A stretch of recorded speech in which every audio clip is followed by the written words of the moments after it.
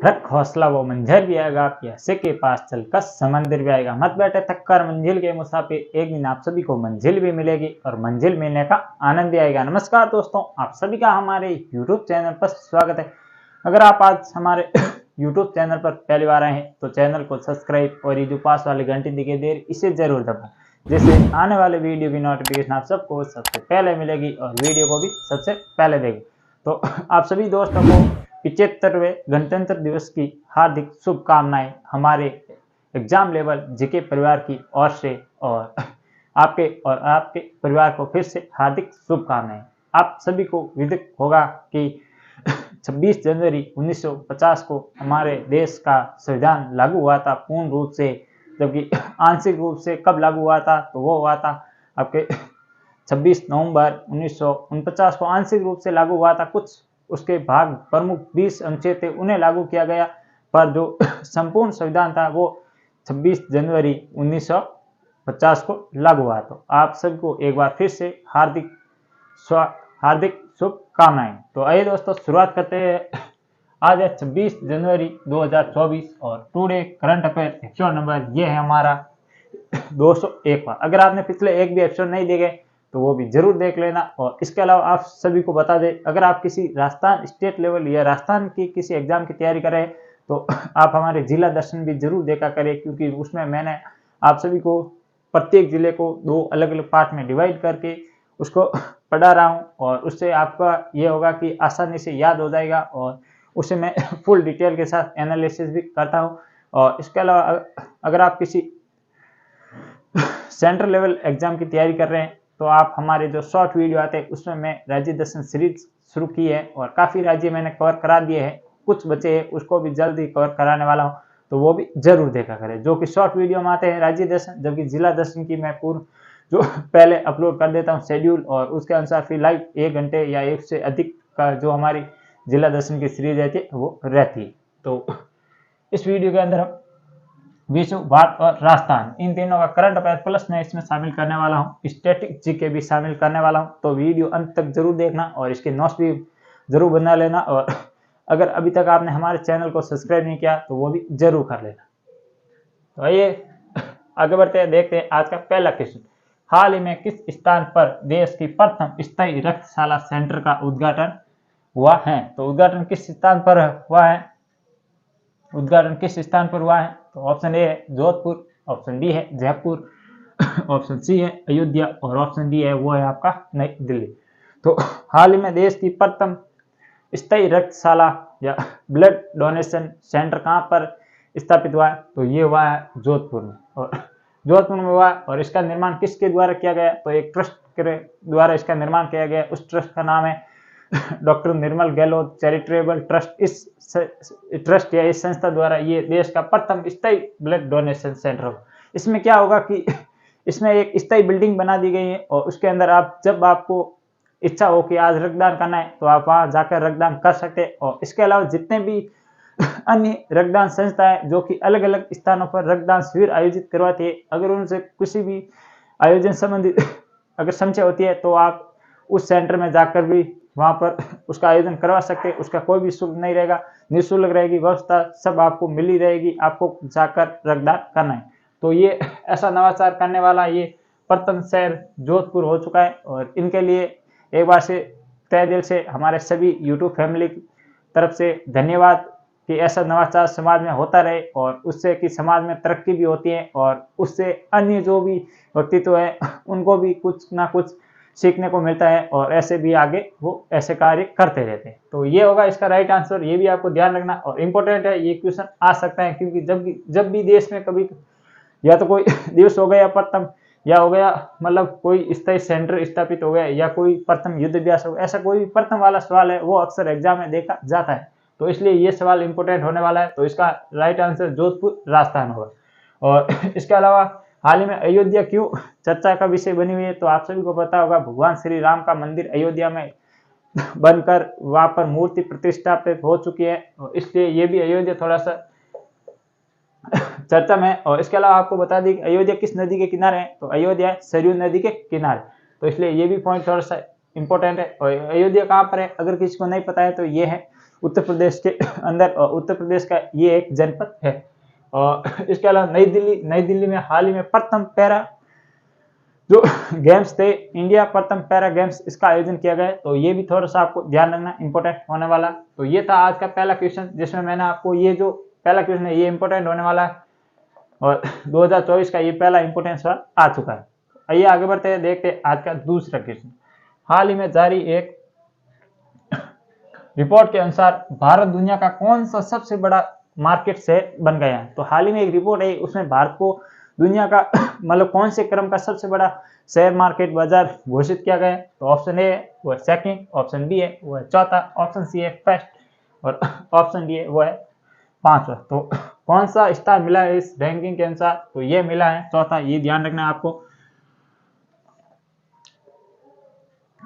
और इसके अलावा इस रैंक में प्रथम स्थान पर कौन है, तो देख लेते हैं। प्रथम, सेकंड, तृतीय और चतुर्थ, और इसके अलावा पंचम। तो कौन कौन से स्थान है, तो प्रथम स्थान पर है वो है आपका यूएस, और इसके अलावा सेकंड स्थान पर कौन है, तो वो आपका है चीन, और थर्ड स्थान पर कौन है वो है आपका रूस, और पांचवें नंबर कौन है नहीं, चौथे नंबर पर है भारत, और पांचवें नंबर पर है वो भारत। किस देश को भारत ने पछाड़ कर ये चौथा स्थान प्राप्त किया है, तो वो आपका है फ्रांस। ये भी आपको ध्यान रखना है। और इसमें भारत अब चौथे स्थान पर आ चुके हैं, प्रथम स्थान पर यूएसए, जबकि इसकी सबसे 51 पॉइंट कुछ इतने, मतलब यहाँ पर इसका ट्रिलियन जो पैसे है ये इस मार्केट में बने हुए। तो इसके अलावा ये इंपॉर्टेंट होने वाली है। और ये इतना ही है, इतना कुछ इसमें इंपॉर्टेंट नहीं है। इतना देख लेते हैं कि भारत के एक होता है एनएस उसको क्या कहते हैं, एक है बॉम्बे स्टॉक एक्सचेंज, और इसके अलावा एक है नेशनल स्टॉक एक्सचेंज, और एक का तो आता है सेंसेक्स, और इसके अलावा एक आता है निफ्टी किसका आता है, जो नेशनल स्टॉक एक्सचेंज है उसका जो सूचकांक है उसे निफ्टी कहते हैं, और इसके अलावा जो बॉम्बे स्टॉक एक्सचेंज है उसका जो सूचकांक है उसको क्या कहते हैं, तो उसे सेंसेक्स कहते हैं। तो ये भी आपको ध्यान रखना। और सबसे प्राचीन है वो है बॉम्बे स्टॉक एक्सचेंज, जिसकी स्थापना कब हुई थी, 1875 के अंदर हुई थी, और कहाँ पर हुई थी, मुंबई के दलाल जो स्ट्रीट है वहां पर स्थापना हुई थी। तो ये भी आपको ध्यान रखना। और इसके अलावा निक्की किस देश का, मतलब जो नेशनल स्टॉक एक्सचेंज है, तो वो आपको बताना है निक्की किसका है। और इसके अलावा चीन का क्या नाम है और यूएसए का क्या नाम है, इन तीनों का नाम आपको बता दें। निक्की किस देश का है, और इसके अलावा चीन के जो नेशनल स्टॉक एक्सचेंज है उसका क्या नाम है, और इसके अलावा जो यूएसए का है उसका क्या नाम है। तो ये हो गया इतना क्वेश्चन और इसके बारे में जो डिटेल से जानकारी। आइए आगे बढ़ते हैं, देखते हैं आज का तीसरा क्वेश्चन। अंतर्राष्ट्रीय शिक्षा दिवस कब मनाया जाता है, तो इंटरनेशनल एजुकेशन डे कब मनाया जाता है प्रतिवर्ष। ऑप्शन ए है वो है 22 जनवरी, ऑप्शन बी है 23 जनवरी, ऑप्शन सी है वो है 24 जनवरी, और ऑप्शन डी है वो है 25 जनवरी। तो कब मनाया गया है, तो ये मनाया गया है प्रतिवर्ष 24 जनवरी को अंतर्राष्ट्रीय लिटरेचर्स डे या इंटरनेशनल लिटरेचर या एजुकेशन इंटरनेशनल मतलब एजुकेशन डे है, ये मनाया जाता है 24 जनवरी। ये भी आपको ध्यान है। और इसके अलावा भारत में 24 जनवरी को एक और दिवस मनाया जाता है, जो कि मनाया जाता है राष्ट्रीय बालिका दिवस। राष्ट्रीय बालिका दिवस कब मनाया जाता है, तो वो भी 24 जनवरी को मनाया जाता है। और इसके अलावा 25 जनवरी को कौन सा दिवस मनाया जाता है, तो राष्ट्रीय मतदाता दिवस मनाया जाता है 25 जनवरी को, क्योंकि 25 जनवरी 1950 को भारत में राष्ट्रीय चुनाव आयोग की स्थापना हुई है। और इसके अलावा वर्तमान में चुनाव आयोग कौन है, तो उनका नाम है राजीव कुमार। और प्रथम चुनाव आयोग कौन थे, तो वो थे सुकुमार सेन। तो ये भी आपको इतना फैक्ट याद रखना है। और इसके अलावा 23 जनवरी को प्रतिवर्ष कौन सा दिवस मनाया जाता है, तो 23 जनवरी को मनाया जाता है पराक्रम दिवस, सुभाष चंद्र बोस की जयंती पर। ये भी आपको ध्यान रखना। और इसके अलावा 22 जनवरी को कोई भी दिवस नहीं है, तो ये आपको इतने ध्यान रखना है। और इसके अलावा 10 जनवरी को कौन सा दिवस मनाया जाता है, तो वो मनाया जाता है अंतर्राष्ट्रीय हिंदी दिवस, 10 जनवरी को मनाया जाता है। और इसके अलावा राष्ट्रीय हिंदी दिवस 14 सितंबर को मनाया जाता है। तो ये भी इतना आपको ध्यान रखना है। और आइए आगे बढ़ते हैं, देख लेते हैं आज का चौथा क्वेश्चन। देशी खारक क्या है। ये आपको ऐसे क्वेश्चन अक्सर एग्जाम में कभी कभी देखने को मिल जाता है, जैसे एक नाम दे देते, आगे पूछते हैं कि व्हाट इज दिस। तो ऑप्शन ए वो है मिसाइल, ऑप्शन बी है ड्रोन, ऑप्शन सी है वो है विमान, और ऑप्शन डी है वो आपका फल।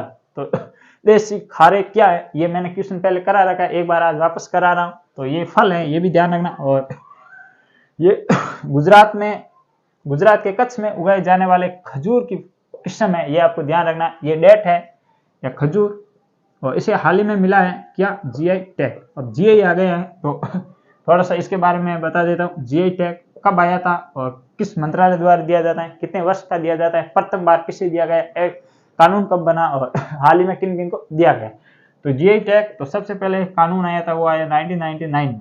तो 1999 के जीआई टैग का कानून आया था। और इसके अलावा फिर 2004 में ये प्रथम बार दिया गया। और किसे दिया गया, तो दिया गया वो असम की दार्जिलिंग, जो मतलब पश्चिम बंगाल की दार्जिलिंग की चाय है, उसे प्रथम बार दिया गया। और इसके अलावा किस मंत्रालय द्वारा दिया जाता है, वित्त मंत्रालय द्वारा ये दिया जाता है। और इसके अलावा कितने वर्ष का होता है, तो ये 10 वर्ष का होता है। और इसे वापस जो रेवेन्यू है वो भी करवा सकते हैं। और इसके अलावा हाल ही में किन किन को जीआई टैग दिया गया, तो आपको सब पता होगा। राजस्थान में देख के जीआई टैग, तो सोजत मेहंदी को जीआई टैग मिला है, जो कि पाले की प्रसिद्ध है। और इसके अलावा बीकानेर की उस्ता कला है, उसे जीआई टैग दिया गया है, ये भी राजस्थान का प्रसिद्ध है। और इसके अलावा हाल ही में जो चुरफी पनीर है, जो कि अरुणाचल प्रदेश का याकनी का पनीर है, तो उसे भी जीआई टैग दिया गया है।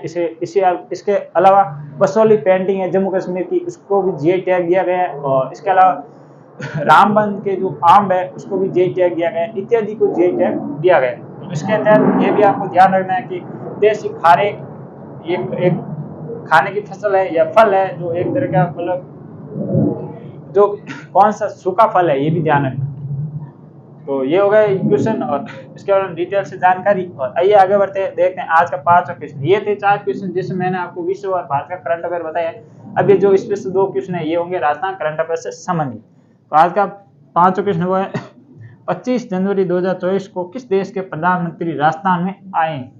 तो किस देश के प्रधानमंत्री राजस्थान में है, option A USA, option B है वो है फ्रांस, ऑप्शन सी है मिस्र और ऑप्शन डी है कनाडा। तो किस देश के प्रधानमंत्री आए, तो ये आए हैं जो फ्रांस के प्रधानमंत्री है इमैनुअल मैक्रोन, जो कि हमारे 26 जनवरी 2050 का ये 75वां गणतंत्र दिवस मनाया जा रहा है, उसमें मतलब मुख्य अतिथि के रूप में आए हैं, ये भी आपको ध्यान रखना है। और इस समारोह के तहत पहले वो राजस्थान में आए थे और एक दिन राजस्थान की यात्रा की थी स्पेशल, और कहाँ पर, जयपुर में आए थे।